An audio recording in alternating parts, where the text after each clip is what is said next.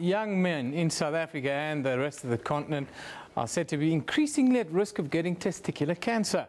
This type of cancer is said to be rare amongst the overall male population, but it's one of the most common cancers occurring in younger men, that's men between the ages of 15 and 39.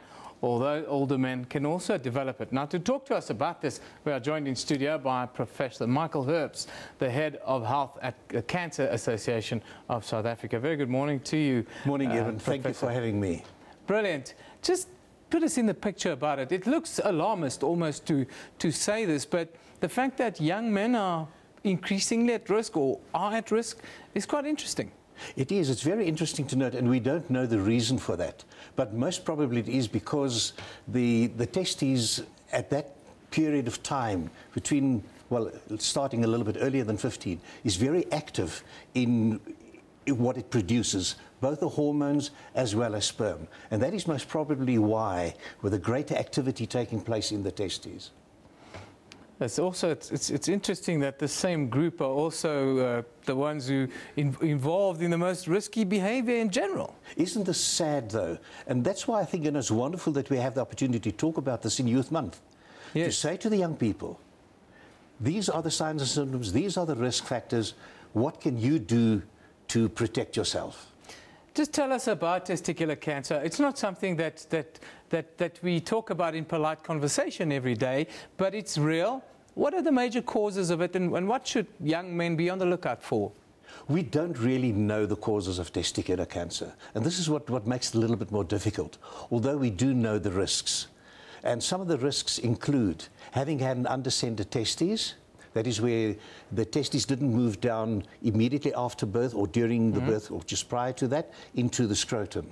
So that is definitely one risk factor. Also, having a history of testicular cancer. Once you've had it on one side, there's always a greater risk of getting it on the other side. Being white is another high risk. We know that the incidence is higher amongst white young men.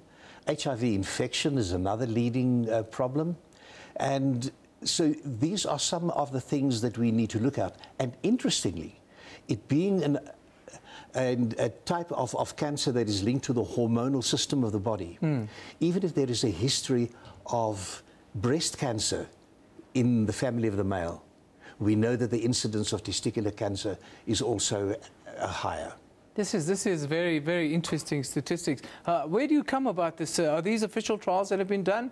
Are the official trials underway to have a look at what's causing this amongst young men? Well, I can tell you researchers are on the lookout every day to try and find the real causes. But the risks have definitely been identified amongst thousands of men who have been diagnosed. And that is where we get the list of risks from. Is it curable? This is the wonderful thing. If we know our bodies, and we can, as soon as something different occurs, we can identify it and then go for medical help. The earlier it is diagnosed, the better the treatment. And if diagnosed early, I can say it's nearly 100% cure rate. And what's your advice then, Professor, to young men, men who are at risk, and also to older gentlemen if they maybe see changes in their physiology? Well, I'll tell you, we've got to know our bodies. And there's only one way of knowing your body is by exploring it. And to do this regularly. Don't wait for 6 months and then want to explore your testicles. Do this regularly. Do it monthly after a nice warm bath or a shower. And feel what they feel like. Is it nice and smooth and consistent? Are there any lumps? Is there any tenderness? Is there any swelling? Or is there any shrinking of a testicle? So when any of these signs appear, I know our men are terrible at health-seeking behavior. Yes. But please go and do yourself and your loved ones a favor. Go for medical aid and make sure. Most of the problems that we experience in testicles is usually not cancerous, but who are we to decide? Let's leave it to the scientists to tell us.